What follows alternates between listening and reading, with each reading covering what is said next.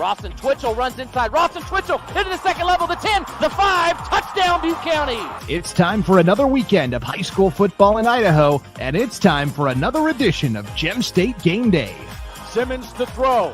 Going deep down the field. He's got a man isolated. Did he catch it? He did. In traffic. What a grab by Guy Wheeler. Before you head out tonight to cheer on your favorite team, get caught up on the latest news, notes, and previews from this weekend's Gridiron action. Here's the snap, and it's intercepted at the 10-yard line. That's Bodie Brackenberry.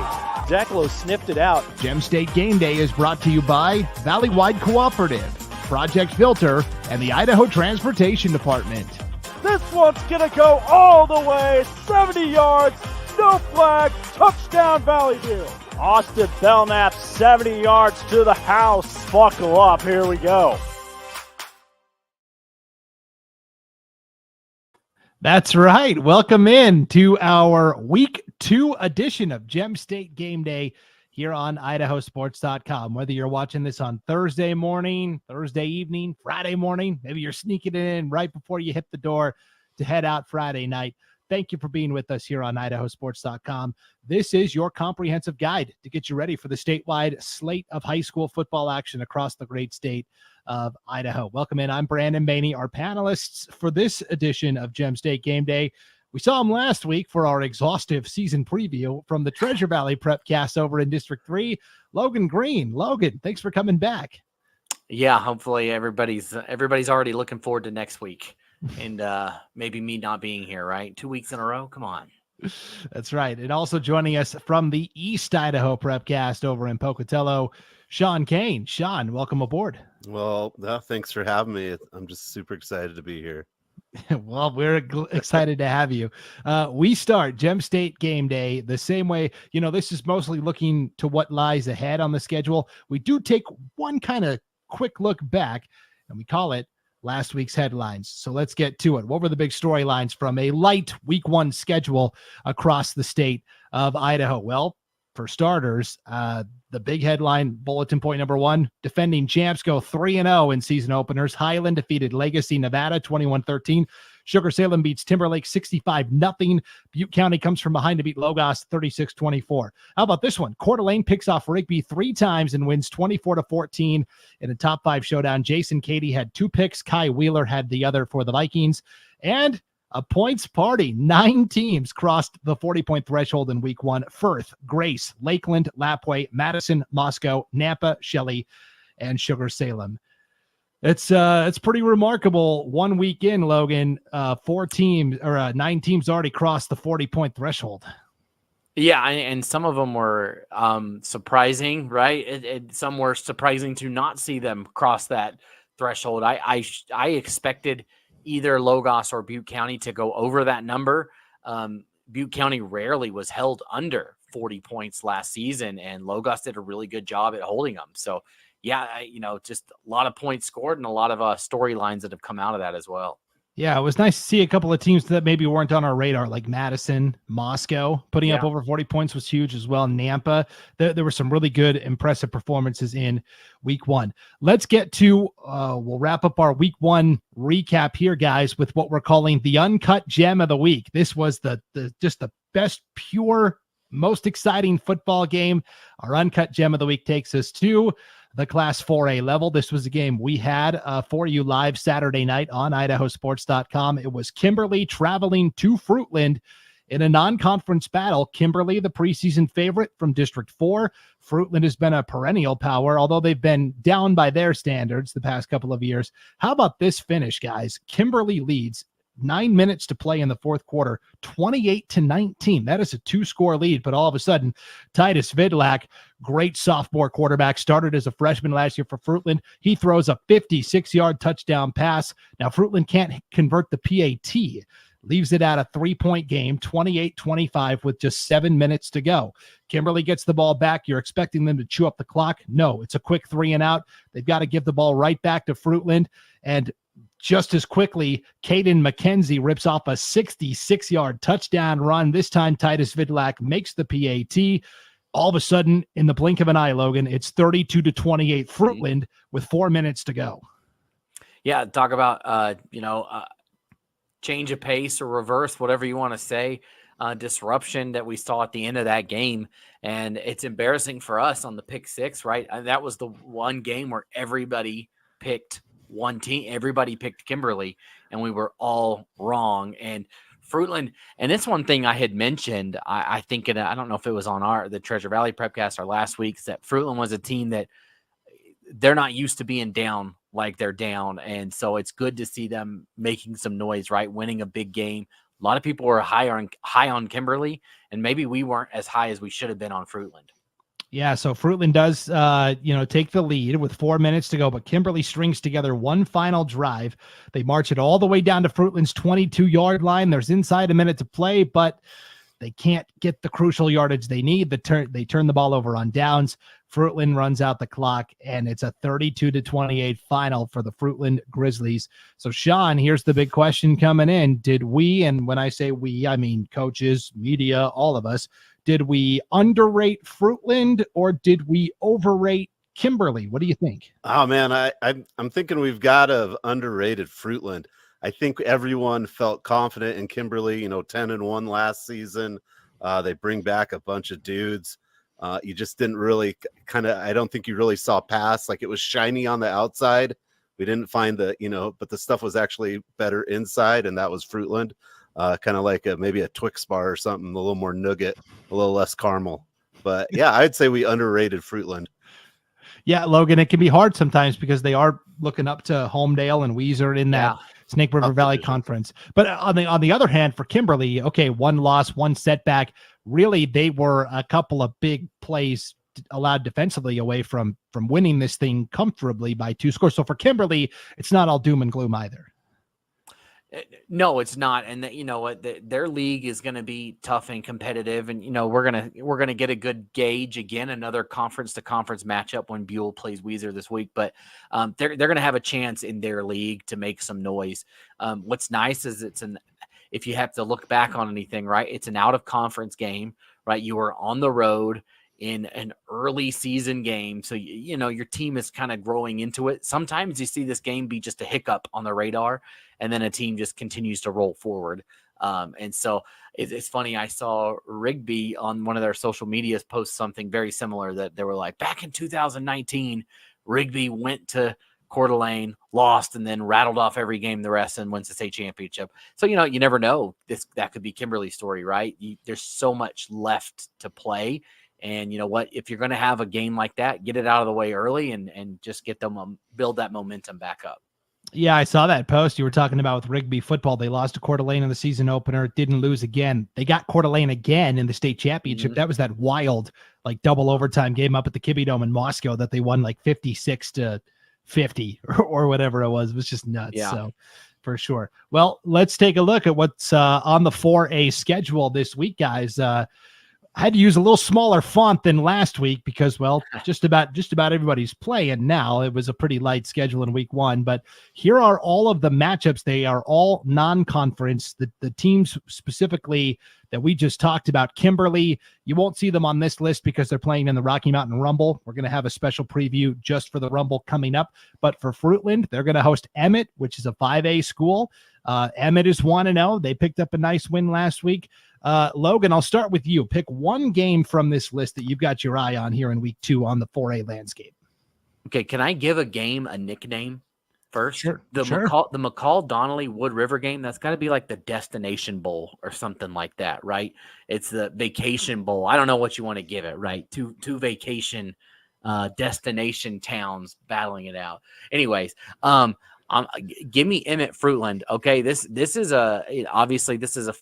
I'm cheating, right? I'm taking a team from another classification playing, but these two are rivals. They go back for years and years. They were conference opponents. There's some history between those two. Last year they played in the battle in Boise on the blue, and Emmett ended up with a pick 6 at the end to make the score look a lot worse than it was. But Fruitland had the ball with a chance to win the game there at the end of the game. potentially. And, there was the first game of the year. They started a brand new freshman in Vidlac that year or last season. But it's totally different. They're coming off a huge win, and now they're going to play an Emmett team that's also 1-0 coming off a big win. So I like that game. I think that's a great, sneaky, good matchup, the first game of the year. Sean, give me one game you've got your eye on here in week 2. Okay, just one, but easy. I'm going to have to go with American Falls and Aberdeen. American Falls won their first game of the year, and it's their first home opener win in 12 years.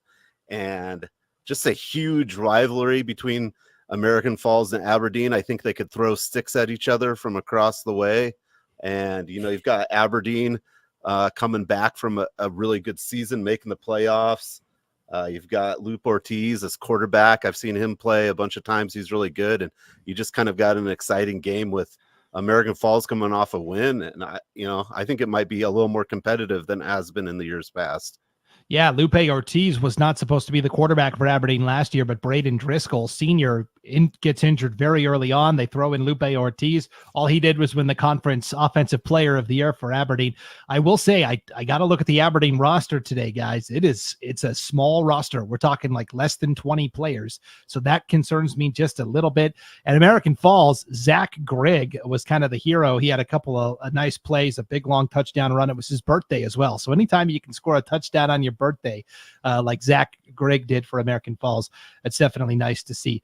The game I'm going to spotlight is over in East Idaho, actually. It's Sugar Salem and Snake River. And here's why. Sugar Salem beat Timberlake 65-0. Hey, spoiler alert, Sugar's going to be pretty good.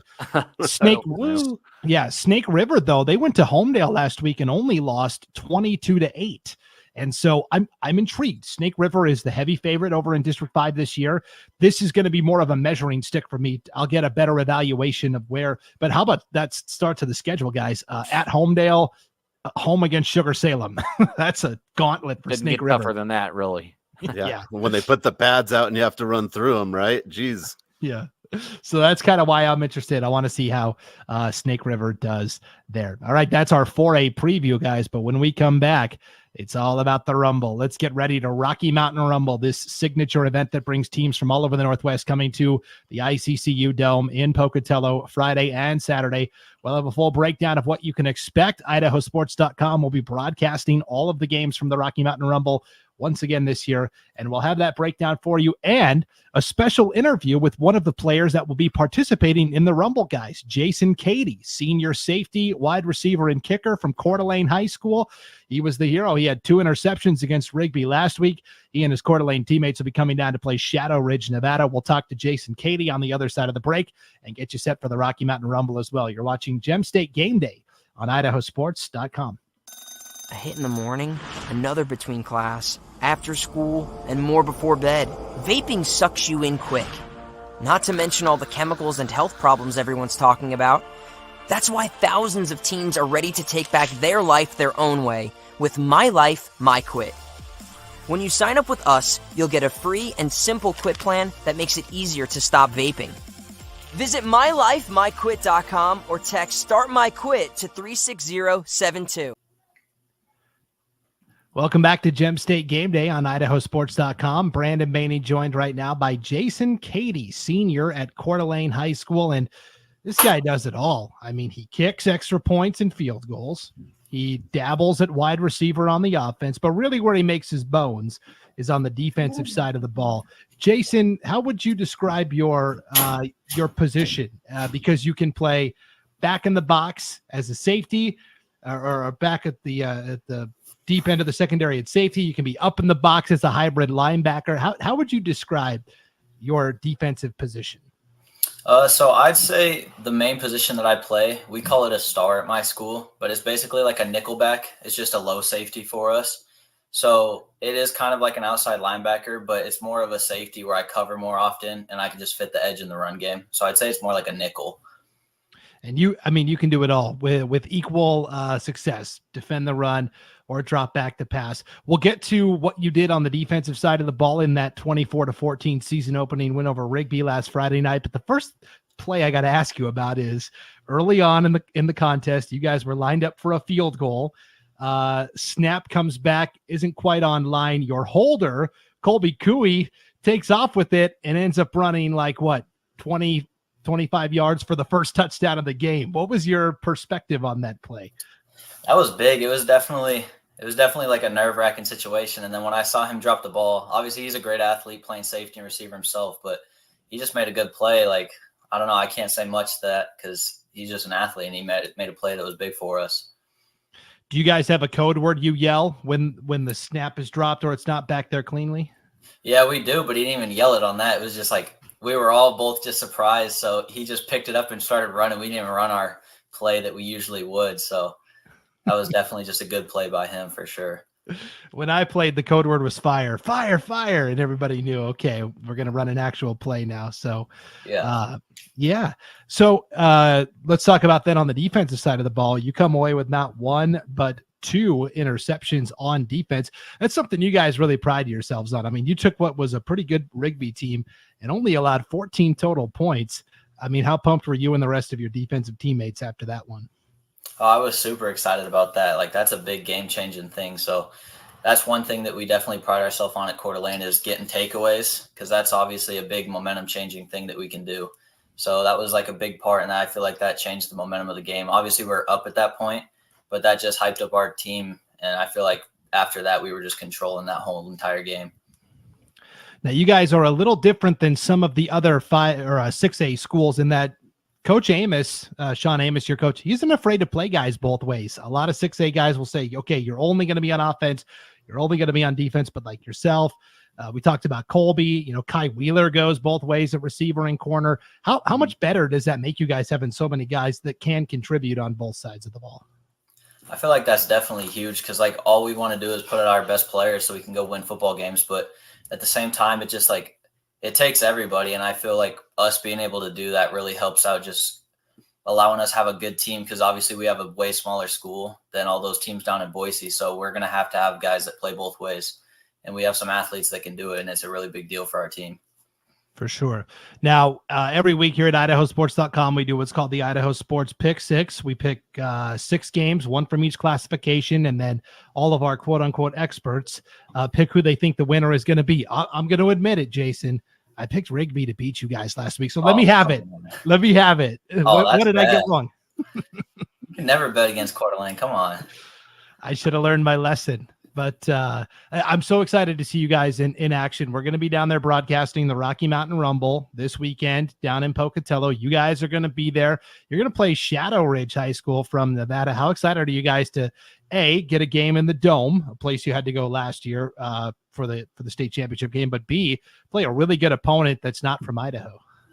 I'm really excited about that because we were talking about this earlier. Obviously, Idaho football is not as big as some of those schools, so playing a team from Vegas, they're not going to be thinking that team from North Idaho is going to be something, but that's just a big deal for us to show not just them, but everyone around that Idaho has some good football and we can go win big games.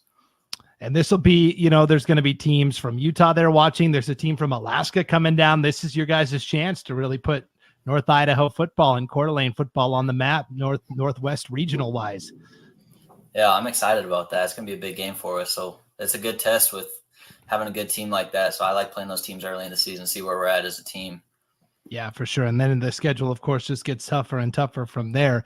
What are the team goals you guys have set for yourselves this year at Coeur d'Alene? I mean, obviously for every team, it's going to be go win that state championship. But right now we're just taking it 1 week at a time, trying to stay humble, keep our heads down, and put in that work every single day. Just win this game on Friday, and then we'll focus about our game 1 week at a time. For sure. Well, good luck against Shadow Ridge this weekend at the Rocky Mountain Rumble. We'll be there broadcasting for IdahoSports.com, and I will never pick against the Coeur d'Alene Vikings again. Deal? Yeah, sounds good to me. All right, Jayson Cady, standout senior for the Coeur d'Alene Vikings, joining us here on Gem State Game Day. Thanks for the time. We appreciate it. Yeah, of course. Thank you, guys. Big thanks to Jayson Cady from Coeur d'Alene High School for joining us here on Gem State Game Day. And here it is, guys, the Rocky Mountain Rumble. 3 games Friday, 4 games Saturday at the ICCU Dome in Pocatello on Friday. Woods Cross, Utah against Mountain View, making their season debut at 1 o'clock. Shadow Ridge, Nevada will play Coeur d'Alene. They're 1-0 after that win over Rigby last week at 4. And then Sutter Union from California will take on Kimberly in the nightcap, a Kimberly team that's 0-1 at 7 o'clock. The Saturday schedule, it's Morgan, Utah versus Skyline, season debut for Coach Scott Berger and the Grizz at 10:30 in the morning. Carson, Nevada will play Highland, second Nevada opponent in a row for the Rams. They're 1-0 already. They beat a defending championship game participant from Legacy last week. Soldotna, Alaska will take on Teton at 4:30. And then it is Wasatch, the Wasps from Utah, taking on Rigby at 7:30. Guys, we know about the Idaho schools, right? We know what kind of teams they're going to bring, but the out-of-state opponents bring a real mystery. So here's what I did. I kind of put together their resumes from the past couple of years. They're up there on the screen. Sean, give me the most intriguing out-of-state team to you here at this year's Rocky Mountain Rumble. Oh, man, I think I'm going to go with Shadow Ridge Mustangs, just because it's fun to say. Well, I mean, they are from Las Vegas. They are a perennial power. They're 1-0 this year. They went 6-5 last year at the 5A level, which is the second highest in Nevada. I think this will be a good matchup for sure. Anytime you can play a team from Vegas, right, Sean? Yeah, absolutely. And then, the thing we noticed too is most states start a little earlier. So some of the teams have maybe one more game under their belt than the Idaho team. So that's always interesting to see as well. But yeah, I think, you get a team from Vegas. It's hot. There's lots of lights. You get a team from Northern Idaho where it's cold. And I think you guys have electricity. So it should be super exciting. Yeah, Logan, generally speaking, the Idaho teams don't fare too well at the Rocky Mountain Rumble because their opponents usually have at least a game and sometimes two up on them, right? Brandon, that's what you look at this and almost every team has played 2 games. There's 2 teams that have not played 2 games, and they're going to go up against teams that, like Morgan. So my pick is Morgan. That's the team I'm looking forward to see, the Morgan Trojans from Utah. They're 2-0 already this year, and Skyline hasn't played a game. So this team has already found the group. You go out that first week, there's bumps. You're trying to figure things out, right? It is what it is. You come, half the teams come out and win their first game, right? Numbers, it happens, right? Somebody's got to win, but it's not without some learning and growing and figuring out what works. And so I think that's always a little bit tough for the teams from Idaho, right? Is that they're, 2/3 of them are getting going for the first time. But this Morgan team made it to the semifinals last year as the number 3 seed. So a really good football team. I think that's a good matchup, right? Skyline is a perennial semifinal team, semifinal state championship. They won 3 in a row before last year, something like that, if not more. And coming in, and they're going to be playing Morgan, who was in the same position last year. So it should be a great game. That one I've got circled on the schedule for the week. Okay, guys, I'll take the easy one then. I'll take the Soldotna Stars from Alaska, A, because, well, they're from Alaska. How often do we get to say we saw a team from Alaska? B, they went 11-0 last year, guys. They're the only team on this entire Rocky Mountain Rumble that's not from Idaho that won a championship last year. So Soldotna 11-0. And here's kind of a cool factoid I found out this week in talking to their coach, Galen Brantley Jr. He's in his 18th season in charge of the Soldotna Stars, guys. And with a win, so if Soldotna comes down and beats Teton, Coach Brantley moves into a tie for all-time wins in the state of Alaska when it comes to high school football. So history could be on the line here for Soldotna.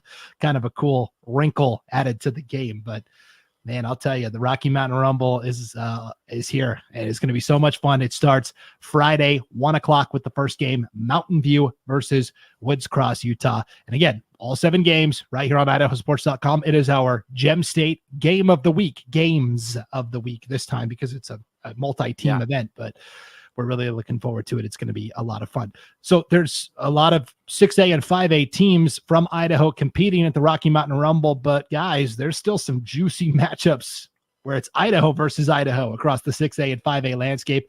we'll preview what's ahead, week 2 of the 6A and 5A schedules right after this. You're watching Gem State Game Day on IdahoSports.com.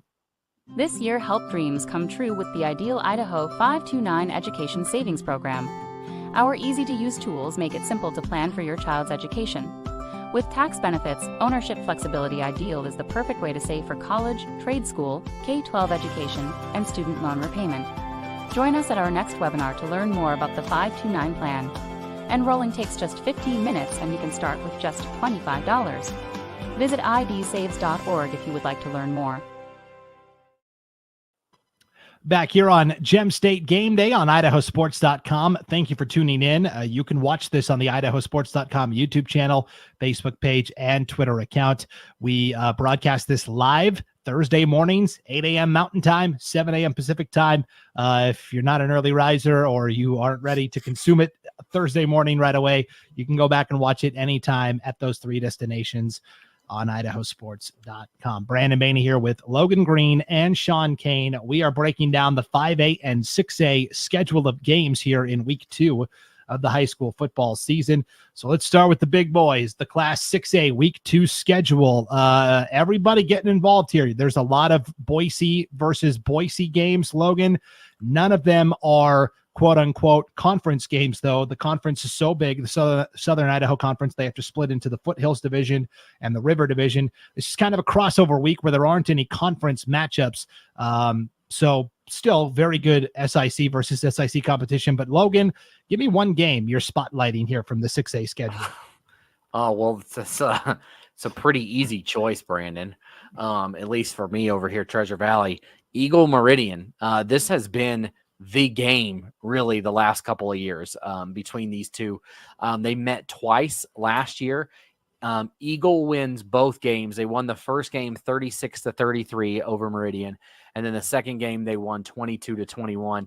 Really, both teams scored the same amount of touchdowns in these games. It came down to what happened after the touchdowns, right? Whether it was missed extra points, going for 2, another team going for 2. That was the separation between these teams.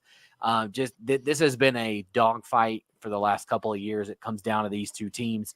And I think these two are poised to be right back in the same position this year. It's very funny that they started last year against each other and then ended with the SIC championship against each other. I think it's the way I see it, Brandon. I don't see anything stopping this from happening again, right? Where we see these two teams meet now, these two teams meet again later. It should be really fun. I know Rocky Mountain's going to have something to say about that when they play Meridian down the line, and of course Mountain View when they play Eagle. But just right now, I think this game is a great preview to what you will see again in an SIC championship game and potentially in a state semifinal game. Meridian senior quarterback Zeke Martinez was our guest last week right here on Gem State Game Day. And, I tried asking him about season goals, and he said, honestly, we're kind of just taking it one game at a time. And so our focus right now is on Eagle. So good luck, Mustangs. Sean, what's the game you're highlighting here from the 6A slate? The game I'm kind of highlighting, I kind of like the Hillcrest at Madison game coming up here in East Idaho.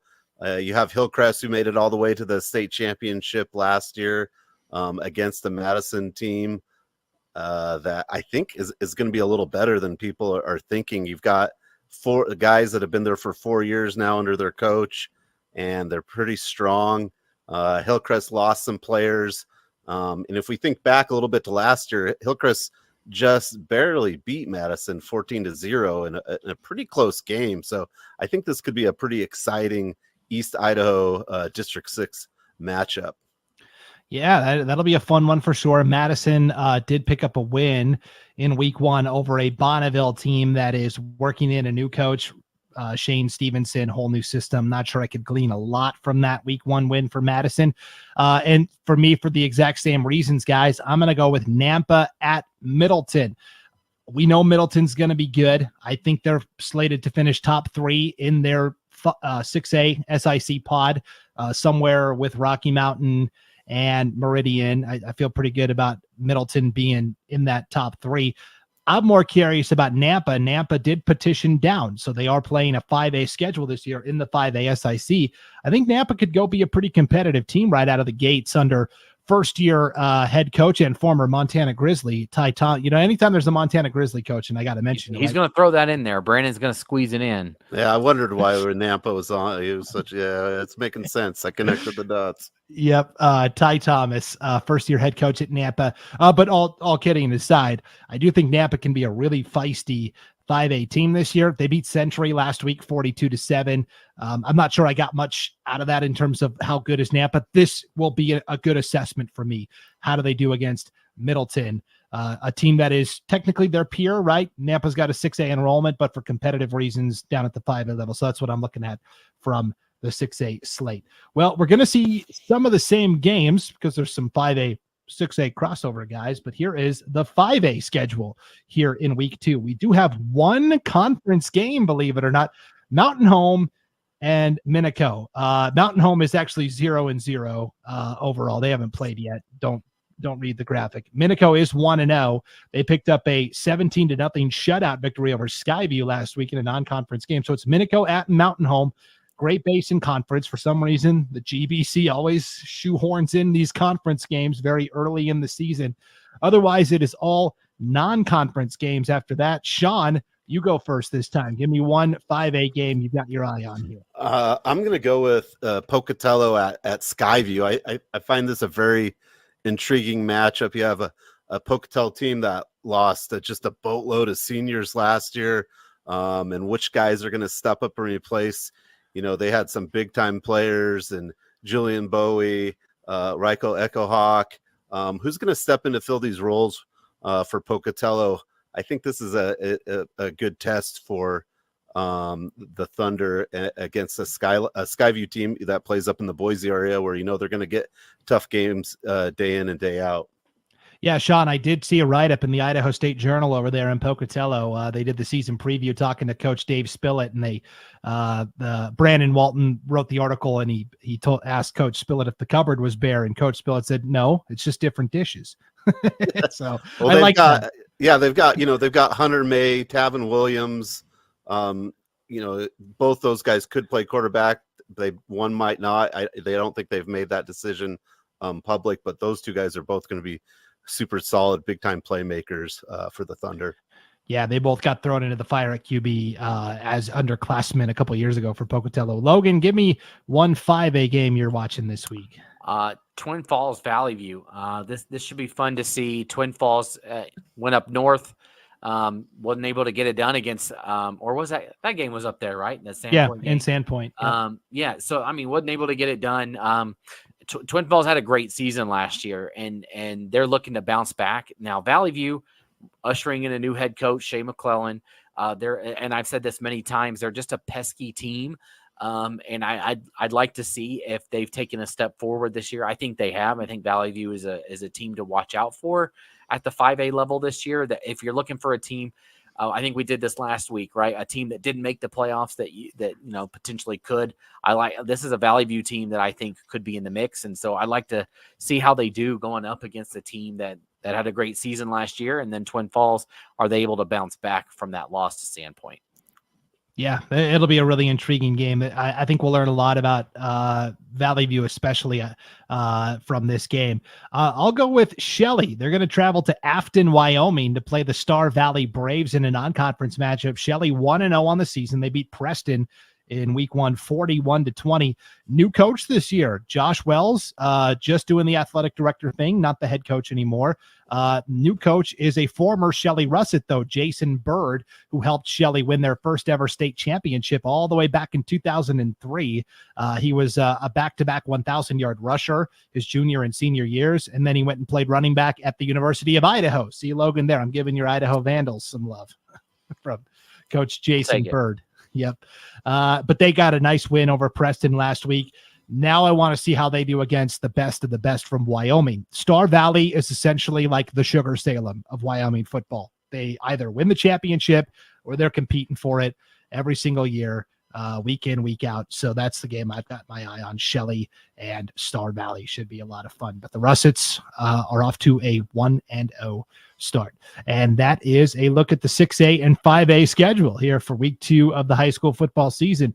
We already talked about what's going on at 4A at the top of the show, so we'll jump down to the 3A level, guys. One of the biggest games on the schedule, Declo at Nampa Christian. Expectations are at an all-time high for Nampa Christian, and we've got an interview with their head coach, Daniel Jenkins, on the other side of this break, and then we'll break down what's on the schedule here in week 2 across the 3A football landscape. It's all coming up right after this break. Stay with us. You're watching Gem State Game Day on IdahoSports.com. Later.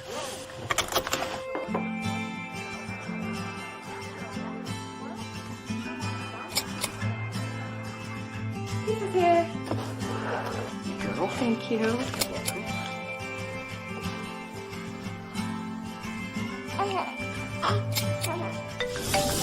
Hello?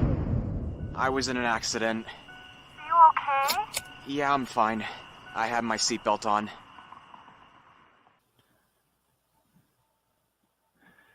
Welcome back to Gem State Game Day here on IdahoSports.com. Brandon Baney, pleased to be joined now by the head coach of the Nampa Christian Trojans, Daniel Jenkins. Coach Jenkins, thanks for joining us on the show. We appreciate it. Thanks for having me. Thank you. Absolutely. Well, your team is the reigning Western Idaho Conference champions. You went undefeated in WIC play last season. Lost a couple of key pieces to graduation, but man, I got to be honest, when I started looking at that list of guys you bring back, I can see why Nampa Christian fans are pretty excited this year. Yeah, just with the guys that we have coming back, a lot of those guys that are now seniors are have played with us since they were sophomores. So for them now having the opportunity to now lead the charge in our group and having the varsity experience has been good for them. So we're looking at those guys to take a big leap for us and continue what we got going on here. So this is a statewide show. So maybe for our statewide audience that isn't as plugged into Nampa Christian as you and I are, introduce us to a few of those key leaders that you're going to be leaning on this year. Yeah. So I'll first start with our senior tailback, Matthew Navarez. He's been plays running back for us. Also plays some outside linebacker for us, and then we'll move to Tyler Salaji, play some wide receiver, some corner for us. Colby Ferdinand has been our starting center since he was a sophomore.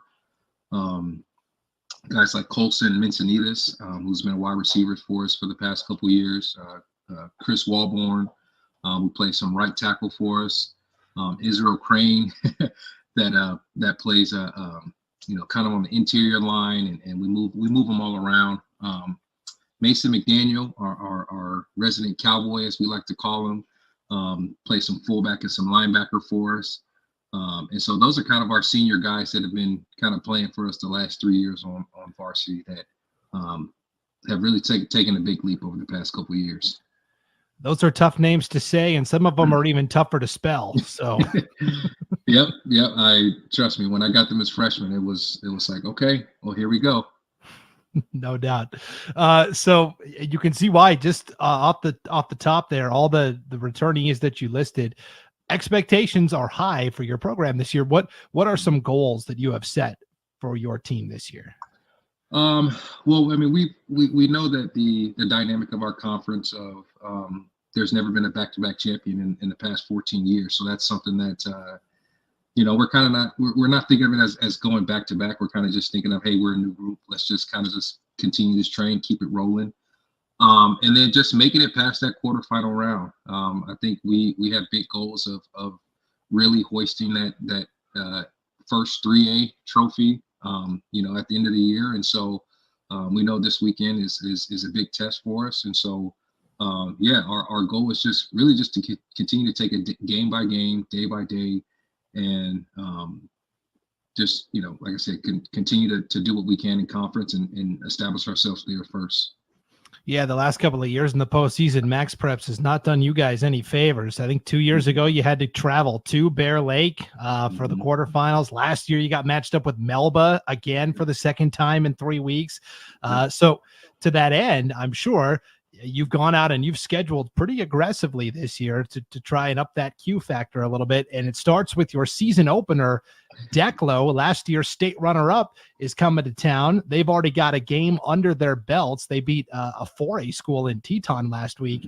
What do you know about this Declo team? Hard nose. That's just the way they play football there. I was speaking with former head coach now at Blackfoot, Coach Stewart in the off season, and hey man, what can I expect from your team? And he goes, well, they're still going to be hard nosed and they're still going to run the football. So that's just what we saw on film this weekend. They still love to run the football. They still play Declo football down there and run the footballs first. Hard nose and playing good defense, playing sound defense, and we expect nothing less this coming week. So what are going to be the keys to a win over Declo for your guys? Well, we really have to play sound football ourselves. I think for us, a kind of a new identity of really getting the run game going, really being physical up front. I mean, we return 4 or 5 starters on the offensive line. Our quarterback is new, but we have some experience back in the running back position, and then we have some keys on the outside that can really make some explosive plays for us. But really, we just got to play some good defense, stop the run the football ourselves, and then just do what we can to slow them down. But at the end of the day, it's the game's going to be won in the trenches, and we know that they have one of the best linemen, we feel, in all classifications there in the middle. And so we're excited. We had a good day today, and we'll be excited. Yeah, that 2A lineman you alluded to there, Renan Loper from Declo, he is legit. He's a good guy for sure. It'll be a fun battle. It's going to be a good old-fashioned slobber knocker, and we can't wait to see it unfold. Declo at Nampa Christian on Friday night. Coach Jenkins, thank you for the time, and best of luck to your guys, not just Friday night, but throughout the entire season. Thank you. Fight on. Big thanks to Daniel Jenkins, the head coach of the Nampa Christian Trojans, for joining us here on Gem State Game Day on IdahoSports.com. Logan, Coach Jenkins, man, that energy is just infectious, right? Oh, yeah. No, he was at the Idaho Bowl down there on the field, and I went up and I introduced myself. I said, hi, I'm Logan. He was something to the effect of, I know. And I was like, oh, I guess hopefully that's a good thing. Somebody says, no, not in it's oh gosh. What did I do? It's never a good thing. Usually it's but he was, no, he said, oh no, keep talking about us. We love, whether it's good or bad, we like it. So glad to have Coach Jenkins on, and man, the team is looking really good this year. This game this week, I mean, you mentioned it coming into it, like this could be another highlight of what we can see in late November. Yeah, it's going to be a fun one for sure. Nampa Christian welcomes in Declo in their season opener, guys. Here is the rest of the 3A schedule here in week 2. Sean, I will give you the first choice on the board here. You could take the easy one, Declo at Nampa Christian. A couple of them we've already mentioned in other classification previews, but what jumps out to you here in the week 2 schedule for 3A? Bear Lake at North Fremont, I kind of find pretty interesting. I think both teams are on an upward trajectory. I think North Fremont's really good again this year. I think, Bear Lake is kind of shuffled around where they're at, right? Kind of an interesting matchup. They met last year and North Fremont won 28-6, but kind of a fun game to start the season off. Is about as close as a 3A team can be to one another, right? Bear Lake all the way at the end, North Fremont up north, should be a good one. Yeah, and that is Bear Lake is now a 4A school, so they're no longer 3A peers. Bear Lake did jump up a level. They're playing with Marsh Valley and American Falls and Snake River now this year. Logan, what jumps out to you here on the schedule? I mean, obviously I'll take it, the Declo Nampa Christian game, right? This is a huge matchup, right? I think more so for Nampa Christian than Declo.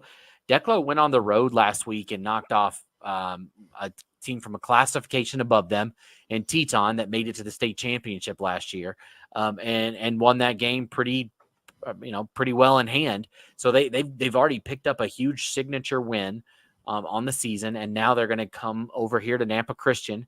Nampa Christian, this is a chance for them, right, to make a huge statement early in the year that could help carry it on for the rest of the season.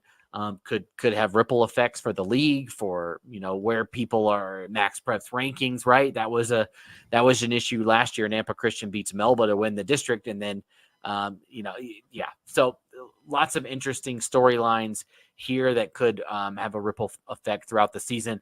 Can I give a bonus just really quick? That Payette Parma game, Payette welcoming in a new coach. Parma looking to bounce back after a tough couple of seasons.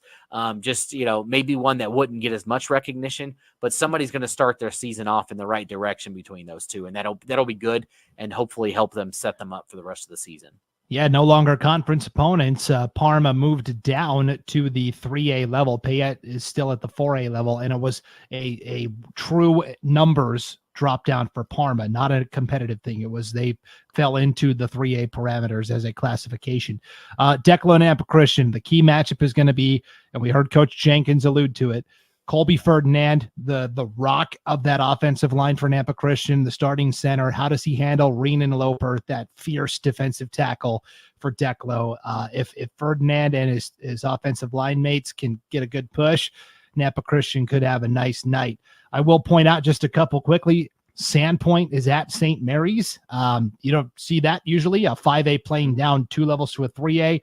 Sandpoint has had a hard time getting opponents on the non-conference schedule outside of the Inland Empire League the past couple of years. A lot of schools from Washington have committed and then backed out because essentially they didn't want to play Sandpoint because they were afraid, more or less. So Sandpoint said, I know, right? Sandpoint said, hey, St. Mary's wants to play us. We're glad for the opportunity. Melba's playing Elko, Nevada. You might remember last year, Melba beat Elko the week after Elko beat Skyview. So that was kind of an interesting result we saw last year. Be interesting to see. But I'll go with a North Idaho matchup here. Grangeville at Timberlake. Timberlake obviously licking their wounds from that 65-0 setback to Sugar Salem last week. Grangeville is the expected favorite in the 3A Central Idaho League this year. I don't know what to make of these two teams yet, and so I'm really intrigued to see how they look against each other. It is a difference in classification size, Timberlake 4A, Grangeville 3A, but I think talent-wise, they actually match up pretty well. So that's the game I've got my eye on there across the 3A landscape. I'm going to cheat again, Brandon. That Westside Firth game. Yeah, that one also is kind of intriguing. I feel bad. I feel like it needs to get talked about. I agree. I mean, Firth laid a thumping on New Plymouth last week. Westside is looking to defend their state championship, right? They want to come back out. They want to get it done. That's an intriguing game. These two met for the state championship for a couple of years. I think 2 years ago and then 3 years ago they played each other. Firth looking to get back there, so that'll be a really good game. I think Firth was picked by the coaches to win the conference, so that just another intriguing one there. That one should be. In a weird twist, Firth was picked to win the Nuclear Conference. Westside was picked second behind Declo in our preseason coaches poll. Oh yeah, in that newly configured Southeast Idaho Conference. Not that Westside needs any more motivation, guys. No, no, definitely not. Yeah, there's been a ton of good Westside Firth games to start the season off. There's been a couple that have been 1-point games, so buckle up and get ready. Yeah, some instant classics for sure. All right, guys, when we come back, it's all about the 8-man game. What's going on at the 2A and 1A levels here in week 2 of the high school football season? We'll find out on the other side. You're tuning in, and thank you for watching Gem State Game Day here on IdahoSports.com. We're a valley-wide country store. For 100 years, we've been your #1 choice for food, fuel, farm supplies, and just about everything else you could need to get you through your day. We know you work until the job is done, and so do we. For gas on the go or a little extra to help you get down the road, you can count on us. We are proud to employ your neighbors and to be a cornerstone of your community. We're valley-wide. Yesterday, today, and tomorrow. We're here for you.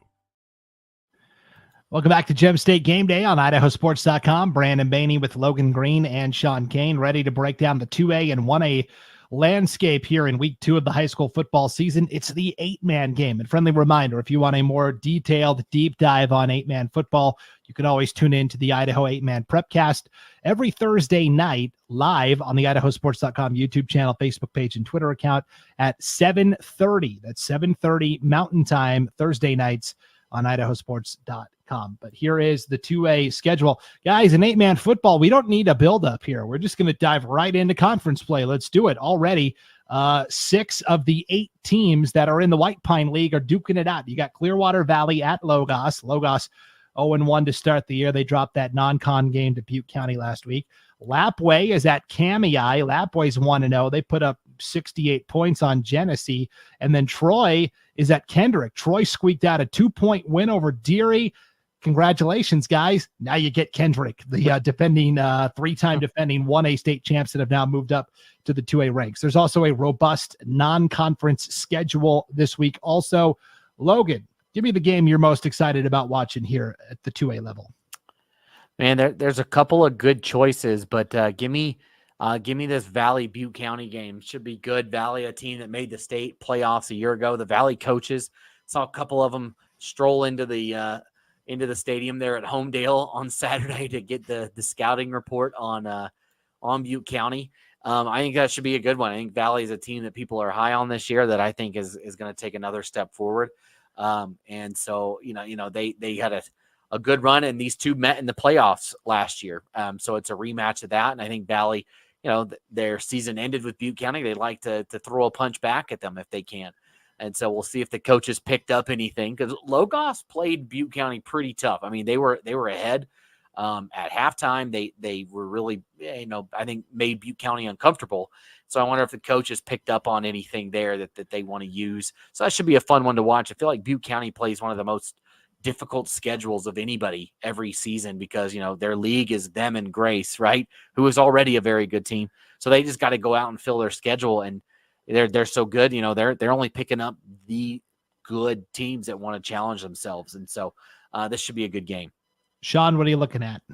Am I looking at all the non-conference ones? All those? Any of them? Yeah, great. Yeah. All right. I'm going to go Rockland, Camas County. Hold on, that's not on our list. That's 1A. You jumped ahead. Oh, holy Hannah! It's man. Sorry. Okay, I'll go back. I'm kind of on a bandwagon of Grace right now. So Raft River hasn't been as predominant as they have in the past, but I'm really excited to see what Grace can continue to do. Grace went out and just took care of business against Oakley, which beat them in the third, last year in the semifinals.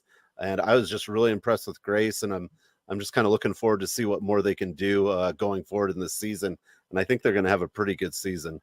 Yeah. Well, give me Lapway and Kamei. Lapway obviously opened a lot of eyes last week, 68 points behind sophomore quarterback Jerice McCormick.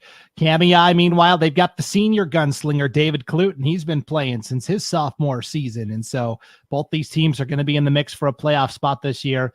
This initial game out of the gates will tell us a lot about those two teams. All right, Sean, since you already said, let's go to the 1A schedule.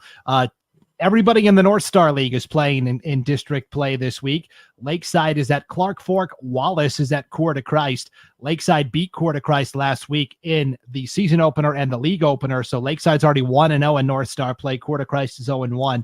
The Saints, if they fall to preseason favorite Wallace, they'll be behind the 8 ball early. Also a pretty robust offering of non-conference games. Sean, go ahead and tell us about Rockland and Camas County. I'm so thankful you'd asked. I'm real excited to see what Rockland can do this year. They've got, a good set of players. They've got a lot of seniors coming back. I think they should have another strong year. They were 4-0 in the conference last year in that big conference. I think it should just be a good matchup, kind of a good non-conference game for both teams to get their season started. Logan? Give me this Cary Murtaugh game. This was a conference game a year ago, but now it's not a conference game as Cary goes back down. But Murtaugh has been picked to win, or at least tie up in their league. And so, Murtaugh's coming on strong. They made the state tournament last year, won a game in the state tournament. And Cary is Cary, right? Year in and year out. And they're bringing back a lot of good guys. Preston Wood is back. They've got a lot of good other players. AJ Black, Eddie Gamino, Matthew Young. There's a lot of different guys in there that can come in. It's a new group of guys for Carey than the names we've heard of yesteryear, right? They had a great class that graduated a year or two ago, and then it's been a new Carey team. So I'm excited to see this Carey squad try to get back on their feet and get back to their dominantly winning ways against a very good Murtaugh team that if they can win, this is a good opener for both teams that I think will set a good season in motion for either one. Yeah, give me Dietrich and Mackey. Each of these were playoff teams a year ago at the 1A level. Dietrich, 2 weeks in a row now, guys, has been the number one team in the media poll across the landscape for 1A football, even though in our preseason coaches poll, Carey was picked to finish ahead of Dietrich. So if you're Dietrich and you're really going to be the number one team, you got to go out and put on a number one team worthy performance. So I'm excited to see what Connor Perkins and the boys can do for the Dietrich Blue Devils. So that's the 8-man schedule. When we come back, guys, we'll wrap up the show and get to our game picks. That's right. The IdahoSports.com pick 6 is headed your way next. You're watching Gem State Game Day on IdahoSports.com. Later.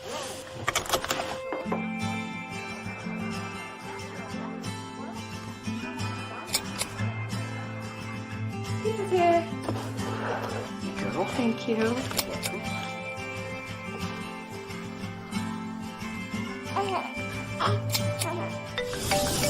Hello? I was in an accident. Are you okay? Yeah, I'm fine. I had my seatbelt on. Welcome back to Gem State Game Day on IdahoSports.com. Brandon Baney with Logan Green and Sean Kane. Before we get to our picks, guys, hey, what's on tonight? Let's find out. It is, well, maybe not. There it is. Here's our broadcast schedule of games this week for IdahoSports.com. The Rocky Mountain Rumble, of course, all day Friday and Saturday. And then we have Nampa at Middleton, Grace at Raft River, Burley versus Century, and Bear Lake at North Fremont. All of these games on Friday, 7 o'clock Mountain Time across the IdahoSports.com landscape. Are you ready? Yeah, we certainly are. And it is time for the IdahoSports.com pick 6. We pick 6 games each week. We have 6 prep casters, 6 games, 1 from each of the 6 classifications, and all season long, we find out who the knowingest know-it-all truly is. The 6 games that we chose this week or had to pick this week, Eagle and Meridian at the 6A level, Pocatello and Skyview at the 5A level. At the 4A level, Buell and Weiser. At the 3A level, it was Declo and Nampa Christian. 2A level, that White Pine battle between Kamei and Lapwai. And at the 1A level, Castle Ford and North Gem. Guys, here are our picks. We were all different in exactly one category. So, Logan, you picked Meridian. Sean and I both picked Eagle. Defend your pick. Just like last year, it came down to basically just extracurriculars right at the end, right? Those extra points, those 2-point conversions, just those small little things. Meridian has been so close to a state championship for the last couple of years. I think they're a little bit running under the radar compared to some other teams right now, and I think they're going to take advantage. I like this Meridian team. I like the senior leadership at quarterback with Martinez. I just think that Eagle is the one that's ushering in a couple of new guys right now. Ushering in their new quarterback. I think that matchup. I think Martinez is going to come out and he's going to have a day against Eagle. Sean, you picked Lapwai. Logan and I both picked Kamei. Defend your pick. Lapwai put up big points last week. They've got a bunch of seniors coming back. I think it. I'm just usually a better pick than you guys. No, it'll be a good game, but we don't get to pick Lapwai too much for football. It's usually basketball, right? So kind of a fun pick to go ahead and give them some boosts on the football side. Yeah, and I took Skyview. Both of you took Pocatello. I just am not ready to trust the Thunder yet until I see them. Too many new pieces to implement, and Skyview is a team that at least brings back some tangible pieces, and they played pretty well, even though they got shut out at Minico last week. They did only allow 17 points. That's the Idaho Sports Pick 6. Ryan Skaggs, our current lead dog, he went 5-1 last week. I went 4-2. Everybody else went 3-3 except for our boss, Paul Kingsbury. 2-4 and in the cellar. If you want to see what everybody picked, you'll have to tune in to IdahoSports.com's social media accounts. We will drop them shortly after Gem State Game Day airs. All right, guys, that'll wrap it up for the week 2 edition of Gem State Game Day here on IdahoSports.com. Good luck out there this weekend, everybody. Travel safely wherever you're headed, and we'll see you back here for another edition of Gem State Game Day. Again, every Thursday morning, 8 o'clock Mountain, 7 o'clock Pacific, on the IdahoSports.com YouTube channel, Facebook page, and Twitter account. For Logan Green and Sean Kane, I'm Brandon Baney. Thanks a lot, guys, and enjoy the competition. We'll see you next time on Gem State Game Day.